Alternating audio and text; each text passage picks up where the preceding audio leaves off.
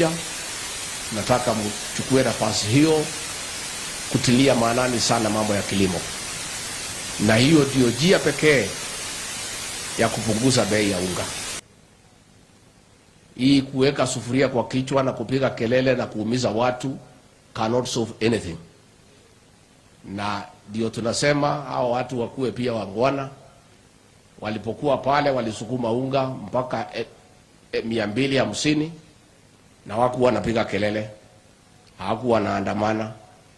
Lakini saa hii imeendelea kuteremuka, inafika 170, na baada ya hii mavuno ambaye tunatarajia kwa hii bolea bei ya rahisi na mvua ikitusaidia, itaendelea kuteremuka. Mambo pia mheshimiwa ameomba ya kwamba hii constituency tukuwe na sub county 2. Hiyo tutakupatia, kwa sababu wewe hao watu ya Malava ni watu wazuri. Na ndio vile mlikuwa mnasema ati kwa ile hesabu ya shares tusibadilishe formula. Hatuwezi badilisha formula, itakaa hivyo. Bidii yenu ndio itaokoa nyinyi.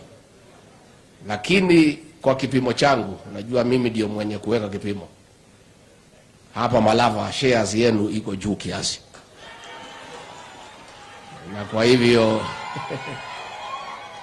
na kwa hivyo mtaendelea kuvuna, na hiyo ni msimamo wangu, na iheshimike pia kwa sababu ni maoni yangu ya kwamba wale walipanda wapewe nafasi wafune, wale walipanda zaidi wavune zaidi, wale walipanda katikati wavune katikati, wale walipanda chini wavune chini. Lakini tunataka kuuliza jamii ya Mlembe, tukiwa na heshima kubwa kwa hao viongozi wawili, waziri mkuu na huyu kinara wetu wa bunge, tunatambua nyinyi kwa sababu ya ile msimamo mlichukua, mukapiga hesabu ya siasa na mukaamua kama viongozi hamwezi peleka jamii kwa upinzani. Muliketi chini, mukapima, mukaangalia Kenya, na mukatosheka ya kwamba Rais William Ruto atachaguliwa, na ndio mukajiungana yeye, mukaongeza kura, akakuwa mshindi. Jamii ya Mlembe, nataka niseme asante. Going forward, we request the Western region year 2027. William Ruto alishinda hao akiwa nje. Walikuwa na kila kitu. Machief, police, system, deep state, pesa, hata ile ya wizi ya COVID, hiyo yote walikuwa naye. Rais William Ruto akagonga hao 9-0. Sasa akiwa rais 2027 zimu teremuko.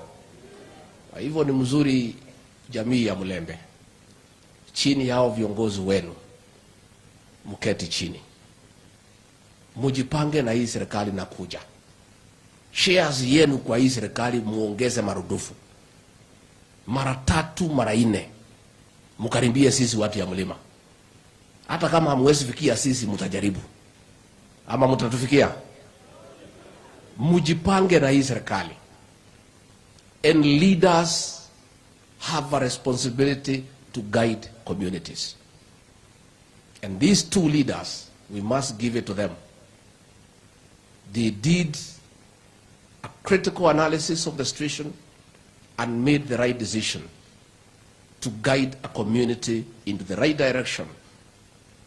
And going forward, we urge this Western region to make a conscious decision and move into government en masse. Kwa sababu ukipanda mahindi mwaka ya kwanza na huvuni, upande mwaka wa pili hauvuni, wa 3, wa 4, wa 5, mwaka ya 6 sikupanda mahindi utakuwa mjinga. This region has invested kwa hii mzee ya maandamano for as long as we can remember, but hakuna kitu ya kuvuna. It is the time to have a paradigm shift. Tuachane na hiyo mzee aende retire, mujipange na Rais William Ruto, na huko mbele you get this community in mainstream government so that the region can reap maximum development needs na tuweze kuendelea hapo mbele. Tunataka kusema tuko na heshima kubwa sana kwa hii jamii for the stand you have taken over the post-election violence that is going on in Nairobi by Raila Odinga. This region, despite the majority of its residents having cast their vote in favor of Raila Odinga, the community has moved on, decided elections are over, and made a conscious and a wise decision not to follow him in bad manners of destroying property and creating chaos and mayhem. Watu ya Mlembe, tunatolea nyinyi kofia. And as you can see, you are not alone. I was in Mombasa. The people of the coast region who have voted for that mzee for a long time, including the last election, have abandoned him. We were in Kisii, the same, they have abandoned him. Ukambani, Kalonzo is alone. That mzee has profiled his community negatively. That one community is the only community creating chaos and mayhem against the rest of Kenya. It's unfair to his community that has supported him to a man for as long as we can remember. To have that community to be seen negatively as destroyers of property, as chaotic people, as people who have no time for productive engagement. And we're asking the people of that region to also call themselves to a short meeting and analyze what gain is there in following somebody who is pursuing selfish agenda at the expense of the image of the community and at the expense of development. And let me tell you, huyu mzee wametutumania na akina Uhuru, they sent emissary to us. Hii maneno ya unga ni kisingizio. This whole thing has nothing to do with unga.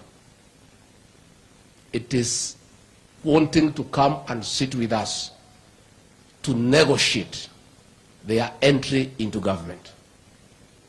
And we are saying, once bitten, twice shy. Raila Odinga has perfected the strategy of causing havoc, unleashing violence, having people killed, destroying property. Then he is called to the table to negotiate. For 3 times he has gotten into government through blood, through destruction of property. President William Ruto and I, on 13th of September last year, before God and before man, took the Bible with the entire world watching and so to uphold and defend the Constitution. We have told their emissaries, we have no intention and no capacity to violate the Constitution. It will not happen. So the issue of nusu mkate government, the issue of handshake, is non-negotiable. Nevertheless, if they stop their bad manners and call of violence, we can have a sitting with only one agenda. One, to discuss the exit of Raila Odinga from the Kenyan political space and permanent retirement. That is the only agenda that we can discuss. They can continue causing havoc and mayhem for as long as he wants. But I want to assure the people of Kenya today from Kakamega, tomorrow, nobody, I repeat, nobody will be allowed to destroy property anywhere in the Republic.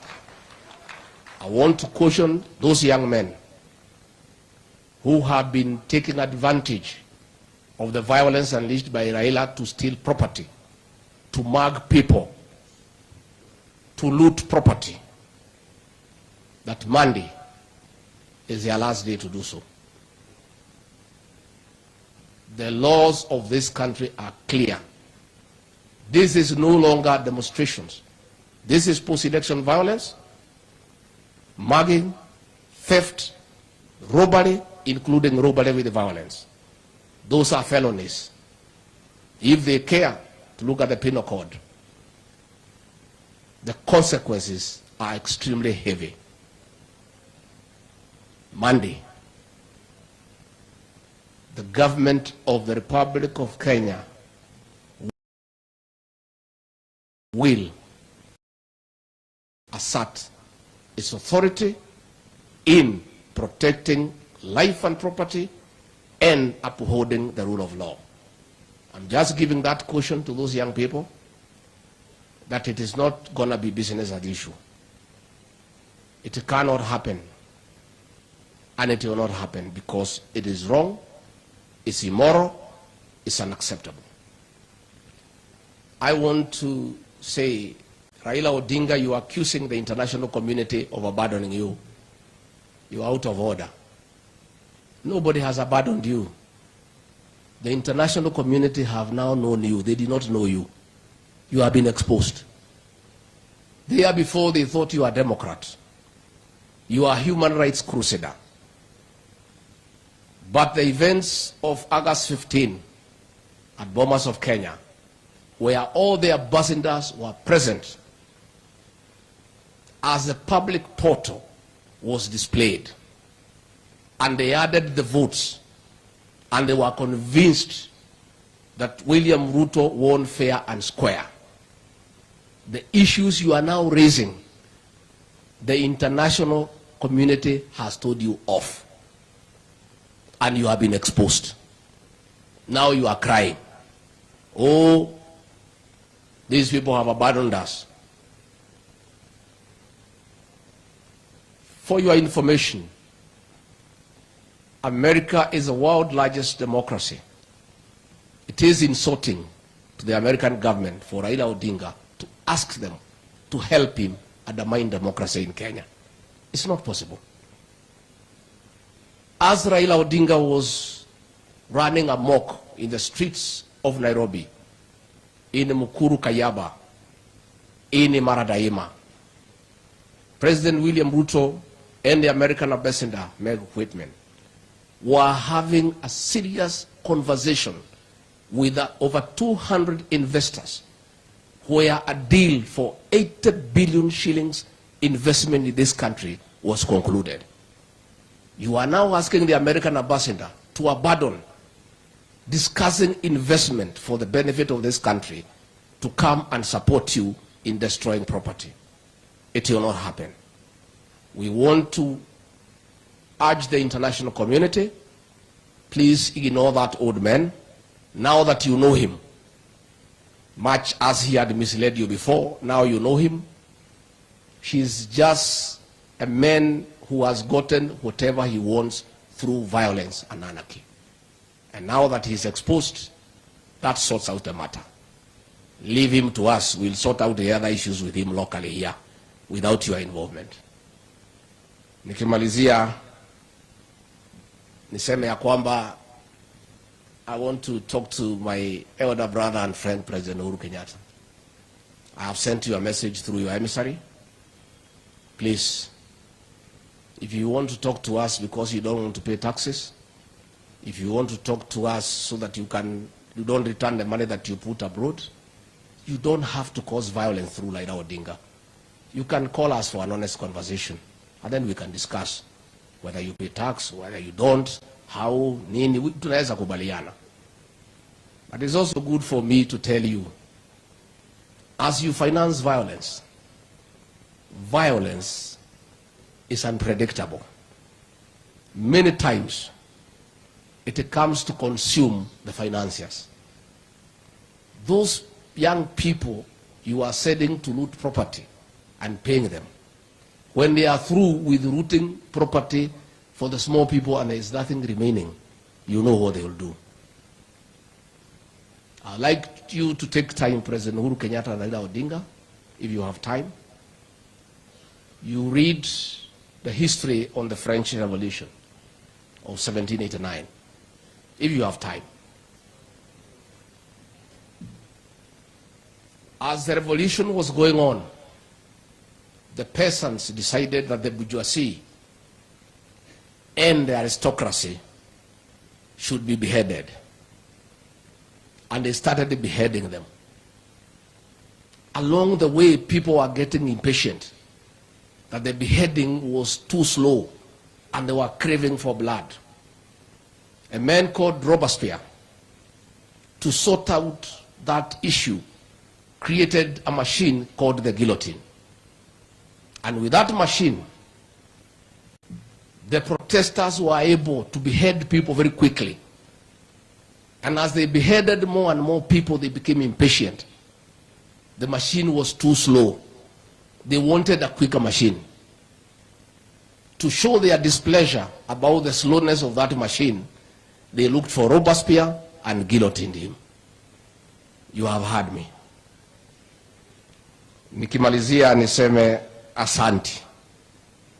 Tumeshukuru sana. This is our country. The people of Western have come with greetings from the people of the other mountain. When the two mountains, the Mount Kenya and Mount Elgon, speak in one voice, many good things happen. I would like us to strengthen our friendship, and we'll come here many times. Many times. Finally, these media people, Prime Cabinet Secretary, don't worry about them. These are Azimio people. They are part of Azimio. So you should not be bothered about them. They joined Azimio to run fake opinion polls. They wrote headline after headline that William Ruto stands no chance. They are still in denial. They are still hoping that Raila can push us to bring him into government, and then they can join government too. That is why they are glorifying violence and anarchy, because they are part of Azimio. They are the same people who think and believe that our government can have cracks. They are ones behind a narrative. They are the ones who are behind a narrative that Deputy President and Musalia Mudavadi have a conflict. These same people. A false narrative, nonsense. Musalia Mudavadi and I have come a long way. When I was personal assistant to President Uhuru Kenyatta, and he was his vice presidential nominee, we worked together. I have eaten food in his house many times. I have spent many nights there. Sisi ni kama chanda na pete. So nyinyi watu ya magazeti, kama mnangojea hii serikali ya William Ruto isabaratike, you will wait for a long time. I've even them seeing, because I had a meeting on Sunday with our security chiefs, and Professor Kindiki, we had sent him to North Rift to deal with the bandit, and he was not able to come to meeting. This same media trying to create a narrative that there is a problem. Nyinyi watu ya Azimio mwachana na sisi. Mungoje tuonane na nyinyi 2027.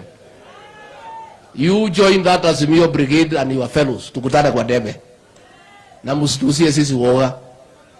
You wrote all headlines against us. You demeaned President William Ruto. You called him a thief. You wrote anything bad you can never write about anybody. But the people of Kenya ignored you and elected him as president. The same way you are writing and glorifying violence and then trying to play victim, the people of Kenya will once more ignore you. Watu ya media, poleni sana. Mujaribu 2027 na hiyo mzee yenu. When I came, President amenituma akaniambia usalimie hao wangwana. Mumesalimika? Na akaniambia hata kama mnaenda maombi, sisi tunaelewa mambo ya kanisa, lazima tujenge kanisa. Kwa hivyo amenipatia bahasha. ya kujenga kanisa. Kwa hivyo tumekuja. I don't know how, Faruk, you want us to collect the funds? Wengi walitoa, wale bado toa. How? Yes. Yeah. Yeah. Kanisa wako na milioni 4, wapigie kofi. Haya, lete hiyo. President William Samoei Ruto, rafiki wenu, amenituma na shilingi milioni 3. Na mimi Rigathi Gachagua nimeongeza milioni 2. Kwa hivyo sisi kutoka presidency tumekuja na shilingi milioni 5 kwa kujenga kanisa. Huyu mtu yangu huyu Malulu Ijende, mtu ya nguvu, 100,000, mpigieni makofi. Mheshimiwa Naika Johnson, rafiki yangu, 80,000, pigieni makofi. Mheshimiwa